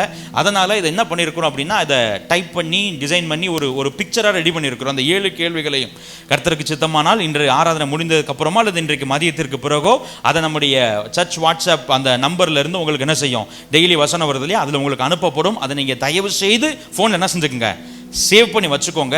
எப்பெல்லாம் குழப்பம் வருகிறதோ, எப்பெல்லாம் சந்தேகம் வருகிறதோ, அப்பெல்லாம் அதை எடுத்து என்ன செஞ்சிடணும், அந்த கேள்விக்கு உட்பட்டு நான் இதில் செயல்படுகிறேனா என்கிற கேள்வி நீங்கள் தான் என்ன செய்ய வேண்டும், கேட்டுக்கொள்ள வேண்டும். ஹல்லேலூயா. முதல் கேள்வி, முதல் அடையாளம், what is the first marker of God's will அப்படின்னா, does this matter agree with the word of God? இந்த காரியம் தேவனுடைய வார்த்தையோடு ஒத்து போகிறதா? எப்பொழுதெல்லாம் தேவ சித்தம் எது என்பதை அறிய முடியாத குழப்பம் ஏற்படுகிறதோ அப்பொழுது நான் கேட்க வேண்டிய முதல் கேள்வி, இந்த விஷயத்தில் நான் எந்த முடிவை எடுத்தால் அது தேவனுடைய வார்த்தையோடு ஒத்து போகும். தேவனுடைய வார்த்தையோடு ஒத்து போகும். ஒரு காரியத்தை புரிந்து கொள்ளுங்க, நம்முடைய வாழ்க்கையில் நமக்கு அன்றாட நிறைய குழப்பங்கள் வருகிறது. சில நேரங்களில் நான் இதை செய்யறது சரியா, அதை செய்யறது சரியா, இது சரியா, அது தப்பா, ஆண்டவர் எதை விரும்புறாரு, நான் எதை விரும்புறேன், இப்படிப்பட்ட ஒரு குழப்பங்கள். நம்முடைய வாழ்க்கையில் இருக்கிற பெரும்பாலான குழப்பங்களுக்கும் கேள்விகளுக்கும் இந்த முதல் கேள்வியே பதிலை கொடுத்துரும். நான் சொல்ல எத்தனை பேருக்கு விளங்குது? ஹல்லேலூயா. பெரும்பாலான குழப்பங்களுக்கு இந்த முதல் கேள்வி என்ன செஞ்சிடும்? பதில் கொடுத்துரும். நான் செய்ய போகிற இந்த காரியம் கர்த்தருடைய வார்த்தையோடு ஒத்து போகிறதா? நான் எடுக்கிற இந்த முடிவு கர்த்தருடைய வார்த்தையோடு ஒத்து போகிறதா? நான் செய்ய விரும்புகிற இந்த காரியம், நான் பெற்றுக்கொள்ள வேண்டும் என்கிற இந்த விருப்பம், நான் நிறைவேற வேண்டும் என்று விரும்புகிற இந்த விஷயம் கர்த்தருடைய வார்த்தையோடு ஒத்து போகிறதா? ஹல்லேலூயா. நம்ம வியாபாரம் பண்ணுறோம் அல்லது தொழில் பண்ணுறோம், அதில் சில காரியங்கள் நம்ம எதெல்லாம் பண்ணணும் எதெல்லாம் பண்ணக்கூடாது எப்படி யோசிச்சு உங்களுக்கு புரியுறதுக்காக ஒரு விளக்கம். ஒரு ஆண்டவருடைய பிள்ளை, ஒரு கிறிஸ்தவர் ஒரு கடை வச்சிருக்கிறான்னு வச்சுங்களேன், ஒரு நல்ல ஒரு டீ கடை வச்சிருக்கிறார். இப்போ டீ குடிக்க வர்றவங்கலாம் இப்போ மெஜாரிட்டி என்ன பண்ணுறாங்கன்னா, டீ ஆர்டர் பண்ணிவிட்டு டீக்கு காசு கொடுக்கறதுக்கு முன்னாடி இன்னொன்று வாங்கிடுறாங்க. என்ன வாங்கிடுறாங்க? அது இல்லாமல் பல பேர் என்ன செய்யறதில்ல. இப்போ இந்த கிறிஸ்தவருக்கு ஒரு எண்ணம் வருது, நம்ம இதையும் சேர்த்து விற்றோம்னா இன்னும் நிறைய டீ என்ன செய்யும். ஏன்னா வந்துட்டானே ஒரு டீ அப்படின்னு சொல்லிட்டு சிகரெட்டை கேட்குறாங்க, சிகரெட் இல்லைன்னொன்னே அண்ணே வேணானே அப்படின்ட்டு பக்கத்து கடைக்கு என்ன செஞ்சிடறாங்க. இப்போ இந்த கிறிஸ்தவருக்கு ஒரு எண்ணம் வருது, நம்ம குடிக்கலையில, நம்ம என்ன செய்யலை, நான் அதை யூஸ் பண்ணல, எனக்கு அந்த பழக்கம் இல்லையில, வர்றவங்க விருப்பப்படுறவங்க என்ன செய்கிறாங்க, வாங்கி கொடுக்குறாங்க, அதனால நான் கடையில் என்ன செய்யலாம். அது சரியா தவறா? நான் கேட்குற கேள்வி விளங்குதா உங்களுக்கு? ஹல்லேலூயா. ஒரே கேள்விதான், வேதத்தின்படி இது சரியா தவறா? வசனம் சொல்லுது நான் யாருக்கு இடரெல்லாம் என்ன செய்யக்கூடாது. ஆனால் நம்ம என்ன நியாயப்படுத்திக்கிறோம் தெரியுமா? நான் என்ன செய்யறதில்ல, சில நேரங்கள் அதில் இன்னும் நான் தொட்டு கூட எடுத்து கொடுக்க மாட்டேன், அப்படி ஓப்பன் பண்ணி அப்படி என்ன செஞ்சிருவேன். அவங்க என்ன செஞ்சுக்கணும், நல்லா புரிஞ்சுக்கோங்க, நல்லா புரிஞ்சுக்கோங்க. நம்முடைய பிள்ளைகள், நம்முடைய கணவனோ நம்முடைய மனைவியோ நம்மக்கிட்ட வந்து ஒரு காரியத்தை கேட்கும் பொழுது, நான் அந்த விஷயத்திற்கு சரின்னு சொல்கிறேனா இல்லைன்னு சொல்கிறேனா, நான் எதை வச்சு முடிவெடுக்கிறது, நான் எதை வைத்து முடிவெடுக்கிறது, இந்த கேள்வியை கேட்குறோம். என் பிள்ளை கேட்குற இந்த காரியம், என் மனைவி கேட்கிற இந்த காரியம், என் கணவன் கேட்கிற இந்த காரியம் கர்த்தருடைய வார்த்தையோடு ஒத்து போகிறதா? ரொம்ப அழகாக பாஸ்டர் ஆராதனை வேளையில் பேசினாங்க. பல நேரங்களில் அவங்க வந்து கேட்ட உடனே இந்த கேள்வி நம்ம என்ன செய்யறதில்ல, கேட்கறதில்ல. பல நேரங்களில் நம்முடைய சித்தத்தையும் தாண்டி அவங்க சித்தத்துக்கு என்ன செஞ்சிடறோம், ஒப்பு கொடுத்துடுறோம். தேவ சித்தத்தை நான் அறிய வேண்டுமே ஆனால் நான் எனக்குள் கேட்டுக்கொள்ள வேண்டிய முதலாவது கேள்வி, நான் விரும்புகிற இந்த காரியம், நான் எடுக்க போகிற இந்த தீர்மானம், நான் செயல்படுத்த போகிற இந்த திட்டம் கர்த்தருடைய வார்த்தையோடு ஒத்து போகிறதா? உங்களுக்கு புரியறதுக்காக இப்படி சொல்லுகிறேன். கர்த்தருடைய வார்த்தையோடு வேதத்தோடு ஒத்து போகாத எந்த காரியமும் தேவ சித்தமா இருக்க முடியாது. விளங்கணும் ஒரு ஆமென் சொல்லுங்க பார்க்கலாம். இரண்டாவது காரியம், can I seek God's help in this matter? இரண்டாவது நாம் கேட்க வேண்டிய கேள்வி, தேவனுடைய சித்தத்தை அறிந்து கொள்வதற்கு இந்த காரியத்தில் தேவனுடைய உதவியை நாட முடியுமா? இந்த காரியத்தில் தேவனுடைய உதவியை நாட முடியுமா? நம்ம எல்லாரும் ஆண்டவருடைய உதவியை எதிர்பார்க்கிறோம். வசனம் சொல்லுதுல, எனக்கு ஒத்தாசை வரும் பர்வதங்களுக்கு நேராய் என் கண்களை ஏறெடுக்கிறேன், வானத்தையும் பூமியையும் உண்டாக்கின கர்த்தரிடத்திலிருந்து எனக்கு ஒத்தாசை வரும். வசனம் தெரியுது இல்லையா? பாட்டு என்ன செஞ்சிடும், எனக்கு ஒத்தாசை வரும். எப்பெல்லாம் பாடுறோம், எப்பெல்லாம் ஒரு உதவி தேவையோ அப்பெல்லாம் என்ன செஞ்சிடறோம். ஆனால் நம்ம கேட்க வேண்டிய கேள்வி என்னன்னா, உண்மையிலேயே இந்த விஷயத்தில் ஆண்டவரால் எனக்கு உதவி செய்ய முடியுமா? நான் ஒரு காரியத்தை அப்படி யோசித்தேன். இது என் வாழ்க்கையில் என்னுடைய தனிப்பட்ட சாட்சின்னு கூட வச்சுங்களேன். சில நேரம் நல்லா பசிக்கிறப்போ யாவது போய் ஹெவியாக சாப்பிடணும்னு என்ன செய்வோம், பிளான் பண்ணுவோம். அப்போ உண்மையிலேயே நமக்கு தெரியும், நம்ம வாங்கி வச்சிருக்கிற சாப்பாடு நம்முடைய ஆரோக்கியத்திற்கு நல்லது இல்லைன்னு நமக்கு என்ன செய்யும், தெரியும். நான் சொல்ல எத்தனை பேருக்கு விளங்குது? என்னுடைய சாட்சி மட்டுமில்லை, எல்லாருடைய சாட்சின்னு நான் நினைக்கிறேன். அப்படி கட்டுக்கோப்பாக இருக்கிறவர்களுக்காக சோத்திரம். நமக்கு உண்மையிலேயே தெரியும், இப்போ நான் சாப்பிட போகிற சாப்பாடு என்னுடைய நாவை திருப்திப்படுத்துவதற்காக, என்னுடைய ஆசைக்காக என்ன செய்ய போகிறேன். நிச்சயம் நான் சாப்பிட்றது எனக்கு நல்லது இல்லைன்னு எனக்கு நல்லாவே என்ன செய்யும், ஆனா என்ன தெரியுமா ஜெபம் பண்றோம்? ஆண்டவரே இந்த ஆகாரத்தை இது நல்லா செமிக்கிறதுக்கு எங்களுக்கு என்ன செய்யுங்க, இது எங்களுக்கு நல்ல ஆரோக்கியத்தை கொடுக்க என்ன செய்யுங்க. நான் கேட்கிற கேள்வி உங்களுக்கு புரியுதா? நான் செய்கிற ஒரு காரியம் தேவ சித்தத்திற்கு எதிரானது. ஆனா நான் அதுல யாருடைய உதவியை கேட்கிறேன்? ஆண்டவரால் அந்த காரியத்தில் உதவி செய்ய முடியும்னு நினைக்கிறீங்க? நான் கேட்கறதுக்கு எத்தனை பேருக்கு விளங்குது? ஹல்லேலூயா. சாவுக்கு ஏதுவான யாதொன்றும் உங்களை என்ன செய்யாது. எத்தனை பேர் அதை விசுவாசிக்கிறீங்க? உரக்கடை இருக்கு, பால்டாயில் வாங்கிட்டு வந்துடுவேன் நான். ஹல்லேலூயா. அது எப்போனா, நான் எனக்கு தெரியாம ஒருவேளை அப்படிப்பட்ட சூழ்நிலைக்குள்ள போகும்பொழுது அதை என்ன செய்யாது, பாதிக்காது. ஆனா வீம்புக்குன்னே நான் வாங்கிட்டு குடிச்சு பார்ப்போம், அதுதான் வசனம் சொல்லுதுல்ல. பல நேரங்களில் நம்ம சாப்பிட்றது பால்டாயிலா தான் என்ன செய்யறோம், சாப்பிட்றோம். நம்ம சாப்பிட்ற பெரும்பாலும் ஆனா என்ன ஜெபம் பண்றோம்? ஆண்டவரே இது நல்ல ஆரோக்கியம் என்ன செய்யட்டும், சோத்திரம் பண்ணி சாப்பிடணுமா, என்ன செஞ்சு சாப்பிடணுமா. அப்ப நான் ஒரு காரியத்தை யோசித்து பார்க்கிறேன், உண்மையிலேயே ஆண்டவரால இந்த காரியத்துல உதவ முடியுமான்னு கேட்டா நிச்சயம்.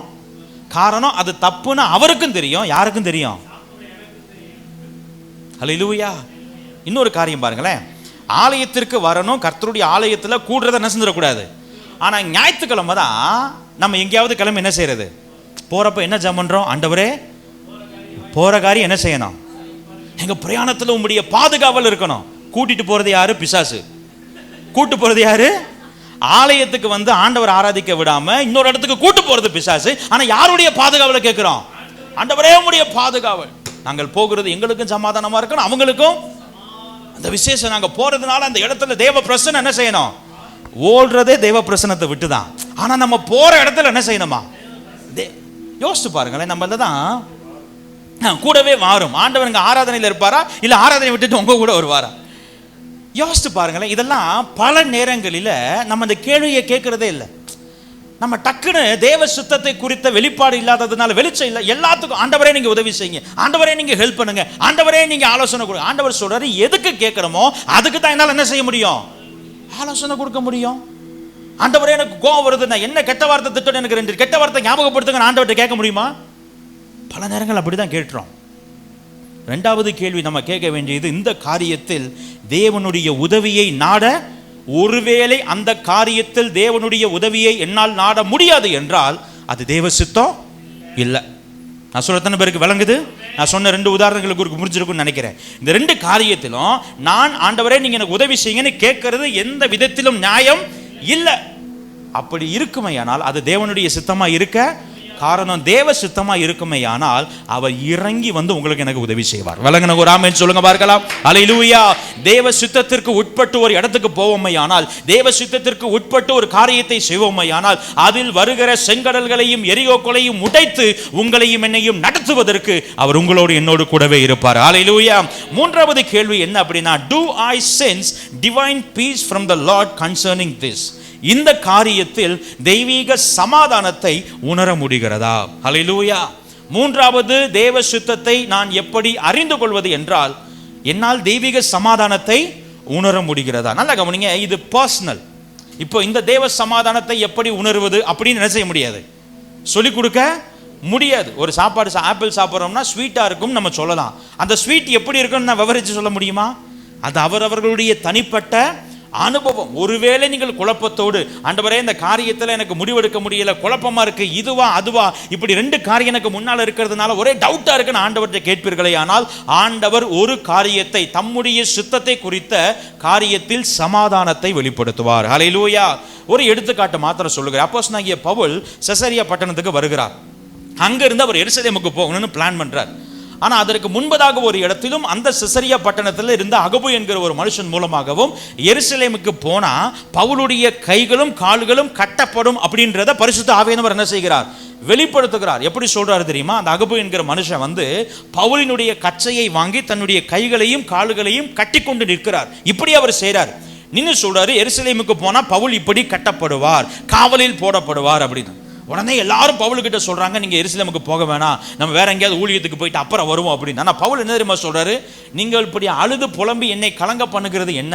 ஆண்டவருடைய ராஜ்யத்திற்காக நான் இப்படி கட்டப்பட்டாலும் அதை சந்தோஷம் என்ன செய்வேன், வசனம் ரொம்ப தெளிவா சொல்லுது. அப்போஸ்தலர் 21வது அதிகாரம் 14வது வசனத்துல, பவுல் சம்மதியாதபடியினாலே கர்த்தருடைய சித்தம் ஆக கடவதென்று அமர்ந்திருந்தோம். இப்ப மத்தவங்க எல்லாரும் முடிவுக்கு வந்துட்டாங்க, நம்ம என்ன சொன்னாலும் பவுல் என்ன செய்ய போறது இல்ல, கேட்க போறது இல்ல. அதனால தேவ சித்தம் என்னவா என்ன செய்யட்டும். இப்ப நல்லா கவனிங்க, அந்த கூட்டத்துல பவுலு தவிர யாராலும் அந்த தேவ சித்தத்தினுடைய சமாதானத்தை என்ன முடியல உணர. எல்லாரும் அழுகுறாங்க, எல்லாரும் புலம்புறாங்க, எல்லாரும் பவுல இல்ல வேண்டாம் வேண்டாம் வேண்டாம். ஆனா பவுல் சொல்றாரு, ஏப்பா நான் தானே அதை செய்ய போறேன், நான் தானே அந்த காவலில் போடப்பட போகிறேன், எனக்குள்ள சமாதானம் இருக்கு, எனவே நான் அதற்கு என்ன செய்கிறேன், ஒப்பு கொடுக்கிறேன். விளங்கணும் ஒரு ஆமென் சொல்லுங்க பார்க்கலாம். அல்லேலூயா. இந்த காரியத்துல பரிசுத்த ஆவியானவர் பவுலை போக வேண்டாம் என்று சொல்லி பவுல் போனாரான்னு கேட்டா இல்ல. அங்கதான் நம்ம ஞானமா புரிஞ்சுக்கொள்ளணும். பரிசுத்த ஆவியானவர் பவுலை போக வேணான்னு சொல்லல, இப்படி நடக்கும் என்பதை முன்கூட்டியே என்ன செய்கிறார், வெளிப்படுத்துகிறார். அல்லேலூயா. ஆண்டவராகிய இயேசு கிறிஸ்துக்கு நடந்தது போல சொல்லியிருப்பார்ல, நீ பூமியில மனுஷனா பிறக்க போறப்பா 30 வருஷம் அப்பா அம்மா கூட என்ன செய்ய போறீங்க, இருக்க போறீங்க, அடுத்த ஒரு 3 வருஷம் ஊழியம் பண்ண போறீங்க, கடைசியில் உங்களை போட்டு என்ன செய்ய போறாங்க. நான் சொல்றது கேட்குதா உங்களுக்கு, புரியுதா, விளங்குதா? ஆண்டவர் கெத்செமனே தோட்டத்தில் ஜெபம் பண்றாருல, ஆகிலும் உம்முடைய சித்தத்தின்படி ஆக கடவுதும், ஞான ஸ்நானம் எடுத்து கரையேறின உடனே வானம் திறந்து இவர் என்னுடைய குமாரன், நான் இவரில் பிரியமாயிருக்கிறேன்னு பேசின சத்தம் கெத்செமனே தோட்டத்தில் ரத்தம் வியர்வை துளிகளாய் விழுக இயேசு கிறிஸ்து ஜெபிக்கிறார். ஒரு சத்தம் பரலோகத்திலிருந்து பிதா கிட்ட இருந்து என்ன செய்யல, வரல. ஏன் வரல? ஓடி ஒளிஞ்சுக்கிட்டாரா, கைவிட்டுட்டாரா? நான் என் சித்தம் என்னன்றதை ஏற்கனவே உனக்கு என்ன செஞ்சுட்டேன். வழங்கின ஒரு ஆமென் சொல்லுங்க பார்க்கலாம். அல்லேலூயா. மூன்றாவது காரியம், இந்த காரியத்தில் தெய்வீக சமாதானத்தை உணர முடிகிறதா? இல்ல, எனக்கு அப்படி ஒரு சமாதானம் இல்லை, எனக்கு ஒரு குழப்பம் இருந்துகிட்டே இருக்கு, ஒரு பயம் இருந்துகிட்டே இருக்கு, ஒரு சந்தேகம் இருந்துகிட்டே இருக்கு. என்னுடைய ஆவியில் அது தெரியுது. நல்லா கவனிங்க, மாம்சத்தில் பயப்படுறதை பத்தி நான் சொல்லல. மாம்சத்தில் பயப்படுறாலும் எல்லாத்துக்கும் என்ன செய்யும், பயப்படும். அந்த அப்படிப்பட்டவர்களால் எந்த முடிவும் என்ன செய்ய முடியாது, எடுக்க. நான் சொல்றது ஆவியில, என்னுடைய ஸ்பிரிட்ல நான் ஜெபிக்கும் பொழுது, அதை குறித்து யோசிக்கும் பொழுது, அதை குறித்து தேவ சமூகத்தில் காத்திருக்கும் பொழுது, நான் விரும்புகிற காரியம் தேவ சுத்தமாக இருக்குமே ஆனால் எனக்குள்ள என்ன இருக்கும், சமாதானம் இருக்கும். நான்காவது காரியம், will the outcomes of this plan please God? இந்த காரியத்தினால் உண்டாகும் விளைவுகள் தேவனை பிரியப்படுத்துமா? நான்காவது கேள்வி. என்ன கேள்வி கேட்கணும்?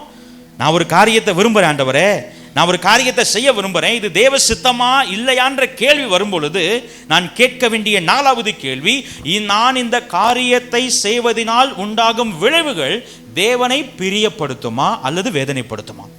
தேவனை பிரியப்படுத்துமா அல்லது?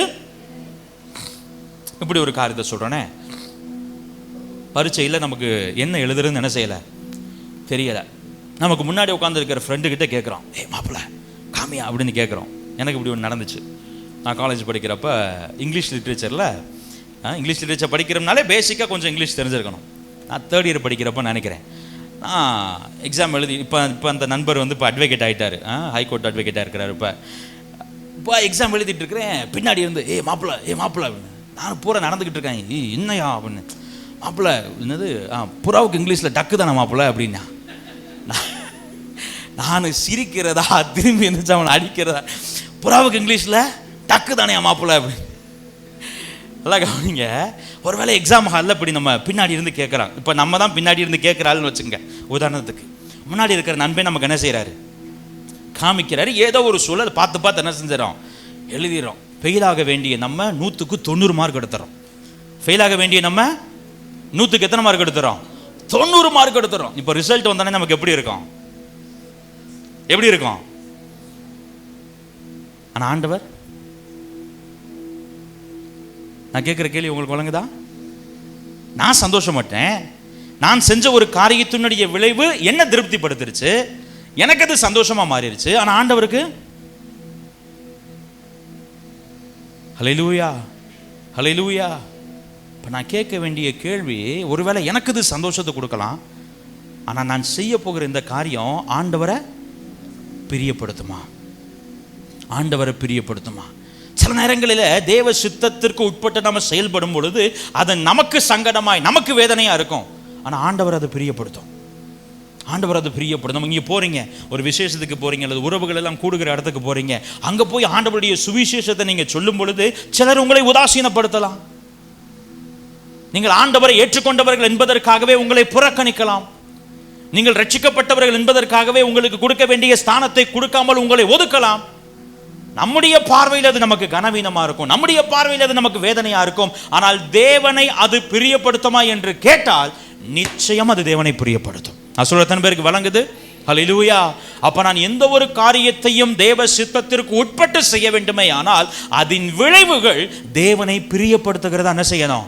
இருக்க வேண்டும். எப்பெல்லாம் ஒரு குழப்பம் வருதா அப்ப யோசிங்க, நான் இந்த முடிவு எடுத்தா இதனால் உண்டாகிற விளைவுகள் ஆண்டவரை பிரியப்படுத்துமா துக்கப்படுத்துமா? நான் இப்படி ஒரு காரியத்தை விரும்புறேன், நான் இந்த காரியத்தை செய்தால் அந்த காரியத்தினால் உண்டாகும் விளைவுகள் ஆண்டவரை பிரியப்படுத்துமா துக்கப்படுத்துமா?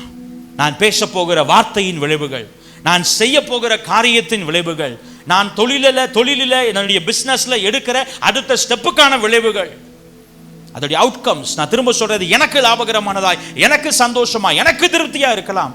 ஆண்டவரை பிரியப்படுத்துகிறதா, தேவனை பிரியப்படுத்துகிற விளைவுகளை கொடுக்கும் எந்த காரியமோ தேவ சித்தமாய் இருக்கும்.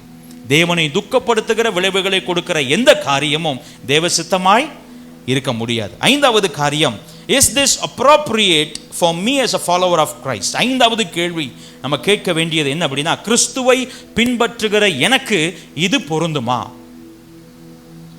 நம்ம ஒரு காரியத்தை செய்யணும், அல்லது நமக்கு முன்னாடி ரெண்டு விஷயம் இருக்கு, அதுல ரெண்டுல எதை முடிவெடுக்கிறது நமக்கு தெரியல. அப்ப நம்ம கேட்க வேண்டிய கேள்வி, இந்த ரெண்டுல நான் எதை செய்தால் கிறிஸ்துவை பின்பற்றுகிற என்னுடைய வாழ்க்கைக்கு அது பொருந்தும்? ஒரு தேவனுடைய பிள்ளையாய், கர்த்தருடைய சீஷனாய் எந்த காரியம் எனக்கு பொருந்தும்? உதாரணத்துக்கு சொல்றேனே, ஒரு சிச்சுவேஷன் வருது, நம்முடைய உறவுகள், நம்ம சொந்தக்காரங்க ஏதோ ஒரு பிரச்சனை, கோபப்பட்டு சத்தம் போடணும். இன்னொரு ஆப்ஷன், அமைதியா சகிச்சுக்கிட்டு அவங்க ஏதோ தெரியாம பேசுறாங்கன்னு என்ன செய்யணும்? விடணும். இந்த ரெண்டு முடிவு என் முன்னாடி இருக்கு. இந்த ரெண்டையும் செய்வதற்கான அதிகாரம் யாருக்கிட்ட இருக்கு? சத்தமா சொல்லுங்க, யாருக்கிட்ட இருக்கு? பழத்தை திங்கணும்னாலும் திங்கலாம், வேணாம்னாலும் வேணாம். இது ரெண்டுமே என்கிட்ட இருக்கு. இப்போ இதுல முடிவு எடுக்கணும், இதுல எது தேவ சித்தமா இருக்க முடியும்? இந்த கேள்வியை கேளுங்க. நான் இந்த ரெண்டுல எதை செஞ்சா ஒரு தேவனுடைய பிள்ளையாய், ஒரு கிறிஸ்தவனாய், கிறிஸ்துவின் சீடனாய் என் வாழ்க்கைக்கு அது பொருந்தும் அப்படின்னா, நாம் போய் எல்லா ஆண்டவரை அறியாதவங்களை போல கெட்ட வார்த்தையில பேசி அடிச்சு உருண்டு சட்டையை கிழிக்கிறது எனக்கு பொருந்தாத ஒரு காரியம். அப்ப எது பொருந்தும்? அமைதியாய் சகித்து அதை ஏற்றுக்கொள்வதுதான் பொருந்தும். குடும்பத்தில் ஒரு பிரச்சனை வருது, கணவன் மனைவிக்கு இடையே ஒரு பிரச்சனை வருது, மற்ற குடும்பங்களை போல அடிச்சு கத்தி தட்டு எடுத்து எரிஞ்சு சட்டி எடுத்து எரிஞ்சு அப்படியே பயங்கரமான பூகம்பமா அந்த தெருவுக்கே தெரிஞ்சு ஊருக்கே தெரிஞ்சு, அது ஒரு கிறிஸ்தவனா எனக்கு பொருந்துமா? அல்லது என்ன பிரச்சனை என்பதை நிதானித்து அதை அட்ரஸ் பண்ணி புரிய வைத்து பேசி சமாதானப்படுவது ஒரு கிறிஸ்தவனா என் வாழ்க்கைக்கு பொருந்துமா? என் கூட படிக்கிற எல்லாரும் எல்லா காரியத்தையும் செய்யலாம். சிகரெட்டு குடிக்கிறவன் சிகரெட்டு குடிப்பான், சரக்கு அடிக்கிறவன் சரக்கு அடிப்பான், விபச்சாரம் பண்றவன் விபச்சாரம் பண்ணிவான், எல்லாவற்றையும் செய்வாங்க. ஆனால் ஒரு தேவனுடைய பிள்ளையாய் அந்த இடத்துல நான் அதை செய்வது எனக்கு பொருந்துமா?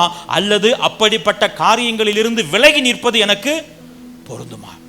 ஒரு கிறிஸ்தவனாய், கிறிஸ்துவின் சீடனாய் எது என் வாழ்க்கைக்கு பொருந்துகிறதோ அதை மாத்திரமே தேவ சித்தமாய் இருக்க முடியும். நான் சொல்ற எத்தனை பேருக்கு விளங்குது?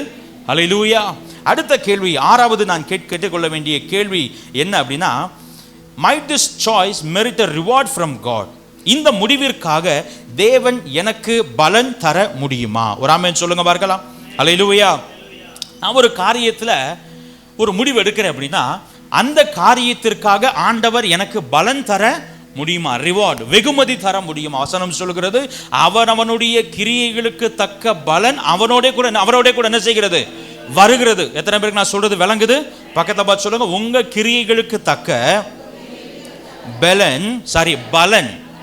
பலன் அவரோட கூட வருகிறது. அப்படின்னா என்ன அர்த்தம்? நான் ஃபர்ஸ்ட் ஆளா ஓடி முடிச்சிருந்தேன்னா ஃபர்ஸ்ட் பிரைஸ்னு போட்ட மெடல் எனக்கு என்ன செய்யுது? வருது. நான் செகண்டா ஓடி முடிச்சேன்னா செகண்ட் பிரைஸ்னு போட்ட மெடல் எனக்கு என்ன செய்யுது? வருது. அப்ப தேவ சுத்தத்தை அறிந்து கொள்ள வேண்டுமே. ஆனால் ஆறாவது நான் கேட்க வேண்டிய கேள்வி, இந்த காரியத்தை நான் செய்வேனே, ஆனால் இந்த காரியத்தை நான் செய்ததற்காக தேவன் எனக்கு பலன் கொடுக்க, பரிசு கொடுக்க முடியுமா? அல்லேலூயா. ஆண்டவர் எல்லா காரியத்திற்கும் பலன் தருகிறவர் இல்ல. யோபுவை குறித்து பார்க்கிறோம், ஆண்டவர் யோபுவின் முன்னிலைமையை பார்க்கிலும் பின்னிலைமையை அதிகமாக என்ன செஞ்சாராம்? காரணம் என்ன? அந்த சோதனையின் மத்தியில யோபு எடுத்த அந்த நிலைப்பாடு, அந்த விசுவாசத்தின் உறுதி, கர்த்தர் மீது கொண்டிருந்த அந்த நம்பிக்கை, அவர் மீது வைத்த அன்பிலிருந்து குறையாத அந்த நிலைப்பாடு இருக்கு பாத்தீங்களா, அதனாலதான் யோபுவை ஆண்டவர் என்ன செய்தார்? 2 மடங்காய் ஆசீர்வதித்தார். அல்லேலூயா. இப்போ உங்க வாழ்க்கையில, என் வாழ்க்கையில அப்படிப்பட்ட ஆசீர்வாதங்களை, தேவ சித்தத்தின் நிறைவேறுதலை நீங்களும் நானும் பெற்றுக்கொள்ள வேண்டுமே ஆனால், நீங்களும் நானும் செய்கிற காரியம் தேவன் நமக்கு தருகிற பலனிற்கு தகுதியானதா இருக்கணும். எப்படிப்பட்டதா இருக்கணும்? தகுதியானதா இருக்கணும். அல்லேலூயா. நான் ஒரு காரியத்தை என் விருப்பத்துக்கு செஞ்சுட்டு ஆண்டவர் நிச்சயம் எனக்கு இதுக்கு பலன் தருவார் அப்படின்னு சொல்ல முடியாது. எத்தனை பேருக்கு விளங்குது? அல்லேலூயா. நான் எக்ஸாம் எழுதுனேன்னா, எனக்கு என்ன செய்வாங்க? மார்க் கொடுப்பாங்க. நல்லா எக்ஸாம் எழுதுனா நல்ல மார்க் வரும். இன்னும் சூப்பராக எக்ஸாம் எழுதுனா நான் மெரிட்டில் என்ன செய்வேன்? பாஸ் ஆவேன். ஆனால் நான் எக்ஸாமுக்கே போல, ஆனால் நான் யாரை கம்ப்ளைண்ட் பண்ணுறேன்? எனக்கு ரிசல்ட் போடலை, எனக்கு மார்க்கே கொடுக்கல, ஒரு குறைந்தபட்ச மார்க்காவது என்ன செஞ்சுருக்கணும்? கொடுத்துருக்க வேண்டாமா? என் நம்பரே வரலை. எக்ஸாம் எழுதுனா தானே. இப்போ நான் கேட்க வேண்டிய கேள்வி, நான் ஒரு காரியத்தை செய்ய போகிறேன், இது தேவ சித்தமா என்பது எனக்கு தெரிய வேண்டுமே ஆனால் நான் ஆராய்ந்து பார்க்க வேண்டியது, இந்த காரியத்தில் இந்த முடிவு எடுத்தா ஆண்டவரால் அதற்கு பலன் தர முடியுமா? Can God merit a reward for my decision? நான் எடுக்கிற முடிவுகள். 7வது காரியம், கடைசியா, does this bring glory to God? ரொம்ப முக்கியமான ஒரு கேள்வி. இந்த காரியத்தின் மூலம் தேவனுக்கு மகிமை உண்டாகுமா? இந்த காரியத்தின் மூலம் தேவனுக்கு மகிமை உண்டாகுமா? வசனம் தெளிவாக சொல்லுகிறது, நீங்கள் புசித்தாலும் குடித்தாலும் எதை செய்தாலும் யாருக்காக செய்யணுமா? பக்கத்தில் சொல்லுங்க. நீங்க சாப்பிட்டாலும் குடிச்சாலும்னா ஜூஸ் தண்ணி, குடிச்சாலும் எதை செய்தாலும் தேவனுக்கு மகிமை உண்டாக செய்யணும். யோசிச்சு பாருங்களேன். அப்ப நம்முடைய வாழ்க்கையில நம் தேவ சித்தத்தை அறிந்து கொள்ள வேண்டுமையானால், இந்த கேள்விக்கு எந்தெந்த முடிவுகள், எந்தெந்த தீர்மானங்கள், திட்டங்கள் எல்லாம் ஆமான்ற கேட்டகரிக்குள்ள வருதோ அதெல்லாம் தேவ சித்தமா என்ன செய்ய முடியும்? இருக்க முடியும். உதாரணத்துக்கு என்னுடைய தனிப்பட்ட வாழ்க்கையில் நான் சொல்றேன், ஊழியத்திற்கு வந்த பிறகு நிறைய வாய்ப்புகள் கிடைச்சிருக்கு. நிறைய வாய்ப்புகளை நான் தவிர்த்து இருக்கிறேன். அவைகளை தவிர்ப்பதற்கு காரணம் என்ன அப்படின்னா, என் மூலமாய் வெளிப்படுகிற தேவனுடைய வார்த்தையோ அல்லது தேவன் செய்கிற ஊழியத்தையோ பார்த்து நிறைய இடங்களில் கூப்பிட மாட்டாங்க. நிறைய இடத்துல நம்மளை பிரியப்படுத்தணுன்றதுக்காக என்ன செய்வாங்க? அல்லது ஆள் கிடைக்கல, அதனால நீங்க என்ன செய்யுங்கன்னு கூப்பிடுவாங்க. நான் தவிர்த்து விடுவேன். நல்லா கவனிங்க. அப்படிப்பட்ட இடங்களுக்கும் போய் தனிப்பட்ட சாமுவேல் ஜோசப் என்கிற மனுஷனுக்குள்ள இருக்கிற பாடுகிற திறமையையோ அல்லது பிரசங்கம் பண்ணுகிற திறமையையோ நான் வெளிக்காட்டி என்னை பெரிய ஆளாக காண்பிக்க வேண்டும். என்னை நான் பெரிய ஆளாக ப்ரொஜெக்ட் பண்ணணும், ப்ரமோட் பண்ணணும், என்னுடைய மகிமையை, என்னுடைய புகழ்ச்சியை தேடிக்கொள்ள வேண்டும் என்று விரும்பி இருப்பேனே ஆனால் என்னால் செய்திருக்க முடியும். நான் சொல்ற பேருக்கு வழங்குது? அல்லேலூயா. நான் திரும்ப ஏற்கனவே சொல்லியிருக்கிறேன், ஞாயிற்றுக்கிழமைகளில் ஆண்டவர் என்னை போதக ஊழியத்திற்கு, சபை ஊழியத்திற்கு அழைத்திருக்கிறதுனால பெரும்பாலும் முடிந்த அளவிற்கு ஞாயிற்றுக்கிழமைகளில் வெளி ஊழியங்களுக்கு போகிறது என்ன செய்கிறேன்? தவிர்க்கிறேன். கடந்த முறை கூட ஒரு தடவை போயிட்டு வந்துட்டு மறுபடியும் திருச்சபையில் என்ன செஞ்சேன்? சொன்னேன். எதற்காக இந்த காரியத்தை சொல்லுகிறேன்? ஒருவேளை நான் என்னுடைய புகழ்ச்சியை தேடி இருப்பேனே ஆனால் ஆண்டவர் எனக்கு கொடுத்த இந்த சபை ஊழியம் என்கிற அவருடைய சித்தத்தை தாண்டி என்னால் வெளியில போய் என்னுடைய புகழ்ச்சி என்ன செஞ்சிருக்க முடியும்? தேடி இருக்க முடியும். நல்ல பாடல்கள் ஆண்டவர் ஒரு சில பாடல்களை கொடுத்திருக்கிறார். நிறைய பேர் என்கிட்ட வந்து கேட்கிற காரியம், பாஸ்டர் நீங்க ஒரு பாட்டு போடுங்க, நீங்க ஒரு சாங் ரிலீஸ் பண்ணுங்க, நல்லா இருக்கு அந்த பாடல், அநேகருக்கு பிரயோஜனமா இருக்கு. எல்லாருக்கிட்டையும் சொல்லுகிற காரியம், ஆண்டவர் பாட்டை கொடுத்திருக்கிறாரு, ஆண்டவர் உறுதிப்படுத்தாம அந்த பாட்டை என்ன செய்ய மாட்டேன்? ரிலீஸ் பண்ண மாட்டேன். எதனால அப்படி சொல்லுகிறேன்? ஒருவேளை எனக்கு இருக்கிற பாடல் திறமையை நான் வெளியே கொண்டு வரணும்னு நினைச்சிருந்தா, எனக்கு ஆண்டவர் கொடுத்திருக்கிற அந்த வார்த்தைகளை எழுதுகிற திறமையை ஆண்டவர் வெளியே கொண்டு வரணும்னு நினைச்சிருந்தா, நான் என்னை ப்ரொமோட் பண்ண நினைச்சிருந்தா எப்பவா அதை செஞ்சிருக்கலாம், பண்ணிருக்கலாம். why do I delay அப்படின்னா, எவ்விதத்திலும் இந்த காரியத்தின் மூலம் எனக்கு மகிமை என்ன செஞ்சிடக்கூடாது? வந்துடக்கூடாது. யாருக்கு மகிமை உண்டாகணும்? கர்த்தருக்கு. இன்றைக்கு அநேக காரியங்களை நான் பார்க்கிறேன் கிறிஸ்தவ உலகத்தில். தேவனை மகிமைப்படுத்துகிறதை தாண்டி அநேகர் தங்களை ப்ரொமோட் பண்ணிக்கிறாங்க. யாரை ப்ரொமோட் பண்ணிக்கிறாங்க? தங்களை. தேவன் வெளிப்படுத்துகிறதை தவிர்த்து தங்களை ஜனங்களுக்கு வெளிப்படுத்துகிறார்கள், தங்களை ஜனங்களுக்கு காண்பிக்கிறார்கள், தங்களை விளம்பரப்படுத்துகிறார்கள். தேவனுடைய பிள்ளையே, தேவ சித்தம் எது தெரியுமா? எது என்னை மறைத்து அவரை வெளிப்படுத்துகிறதோ அதுதான் தேவ சித்தமா இருக்க முடியும். அல்லேலூயா. என்னுடைய விருப்பங்களை, என்னுடைய புகழ்ச்சியை, என்னுடைய மேன்மையை நான் வெளிப்படுவதை மறைத்து தேவன் வெளிப்படுது. விளங்கணும் சொல்லுங்க பார்க்கலாம். எங்கெல்லாம் இந்த பூமியில் ஆண்டவராக இயேசு கிறிஸ்து வாழ்ந்த பொழுது அவரை மேன்மைப்படுத்துவது, அவரை குளோரிஃபை பண்றது போல சில காரியங்கள் வந்துச்சோ, அங்கெல்லாம் ஆண்டவர் தட்டார், அங்கெல்லாம் ஆண்டவர் சொல்ற, திரும்ப திரும்ப சொல்றார், எப்பா ஏன் விருப்பத்தை செய்யறதுக்கு வரல, என்னை அனுப்பின பிதாவினுடைய சித்தத்தை செய்ய வந்திருக்கிறேன். எப்பா நான் நினைச்சதெல்லாம் செய்யறதுக்காக வரல, பிதா என்னை என்ன விரும்புகிறாரோ அதை செய்வதற்காகவே நான் அந்த பூமியில வந்தேன். ஏன் நான் விரும்புகிறத செய்யறது ஒரு நாளும் எனக்கு சமாதானத்தை, திருப்தியை தராது. என்னுடைய பிதாவின் விருப்பத்தை நிறைவேற்றுவதே எனக்கு போஜனமாக இருக்கிறது. ஒரு ஆமென் சொல்லுங்க பார்க்கலாம். இப்ப கடைசியா தேவ சுத்தத்தை அறிந்து கொள்ள வேண்டுமையானால் நம்ம கேட்க வேண்டிய கேள்வி, நான் செய்கிற இந்த காரியத்தின் மூலம் தேவனுக்கு மகிமை உண்டாகுமா? மற்றவர்கள் தேவனை மகிமைப்படுத்துவார்களா? அல்லது என் நிமித்தமாய் அவருடைய நாமம் தூஷிக்கப்படுமா? அல்லேலூயா. இந்த 7 கேள்விகள் எப்பெல்லாம் குழப்பம் வருதோ இந்த கேள்விகளை கேளுங்க. இந்த கேள்விகளிலேயே உங்களுக்கு வாழ்க்கையில வெளிப்பட வேண்டிய தேவ சித்தம் தெளிவா உங்க வாழ்க்கையில வெளிப்படும். விளங்கணும் ஒரு ஆமென் சொல்லுங்க பார்க்கலாம். அல்லேலூயா. இனி தேவ சித்தத்திற்காக நான் எங்க போய் தேவ சித்தத்தை தெரிந்து கொள்வது, நான் எங்க போய் தேவ சித்தத்தை கண்டுபிடிப்பது, நான் எப்படி தேவ சித்தத்தை அறிந்து கொள்வது, எங்க கேட்கிறது, எப்படி ஜெபம் பண்றது? இல்ல, ஆண்டவர் உங்களுக்கு கொடுத்துட்டார். ஆண்டவர் உங்களுக்கு இனி நீங்க கேட்க வேண்டியது இல்ல, இனி நீங்க அறிந்து கொள்ள வேண்டும். இனி நீங்க என்ன செய்ய வேண்டும்? அறிந்து கொள்ள வேண்டும். அறிந்து கொள்ளுங்கள், தேவ சுத்தத்தை நிறைவேற்றுங்கள். நிச்சயம் அது உங்களுடைய என்னுடைய வாழ்க்கையில் ஆசீர்வாதமாக இருக்கும். அல்லேலூயா. 2 காரியத்தை மாத்திரம் சொல்லிட்டு நம்ம ஜெர்மனி முடிக்கலாம். Running out of time. முதல் காரியம், தேவ சுத்தத்தை நான் செய்யும் பொழுது எபிரேயர் 10வது அதிகாரம் 33வது வசனம் சொல்லுகிறது, தேவனுடைய சுத்தத்தின்படி செய்து வாக்குத்தத்தம் பண்ணப்பட்டதை பெரும்படிக்கு பொறுமை உங்களுக்கு வேண்டியதாக இருக்கிறது. என் வாழ்க்கையில கர்த்தர் வாக்குத்தத்தம் பண்ணின வார்த்தைகள் நிறைவேற வேண்டுமேயானால், நான் ஆசீர்வதிக்கப்பட வேண்டுமேயானால், தேவன் விரும்புகிற நன்மைகள் என் வாழ்க்கையில நிறைவேற வேண்டுமே ஆனால் நான் தேவ சித்தத்தை நிறைவேற்றுகிறவனாய் இருக்க வேண்டும். அல்லேலூயா. 2வது காரியம், மத்தேயு 7வது அதிகாரம் 21வது வசனத்துல, பரலோகத்தில் இருக்கிற என் பிதாவின் சித்தத்தின்படி செய்கிறவனே பரலோக ராஜ்யத்தில் பிரவேசிப்பானே அல்லாமல் என்னை நோக்கி கர்த்தாவே கர்த்தாவே என்று சொல்லுகிறவன் அதில் பிரவேசிப்பது இல்ல. முதல்ல இந்த பூமியில நான் ஆசீர்வாதமா இருக்க வேண்டுமே ஆனால் நான் தேவ சுத்தத்தை நிறைவேற்ற வேண்டும். இந்த பூலோக வாழ்க்கைக்கு பிறகு ஆண்டவர் நியமித்திருக்கிற அந்த நித்திய ஜீவனை பெற்றுக்கொண்டு பரலோகத்தில் யுகா யுகமாய் தேவனோடு நீங்களும் நானும் சஞ்சரிக்க வேண்டுமே ஆனால் இந்த பூமியில நீங்களும் நானும் தேவ சுத்தத்தை நிறைவேற்றுகிறவர்களாக இருக்க வேண்டும். கண்களை மூடி ஆண்டவரை நோக்கி பார்க்கலாம்.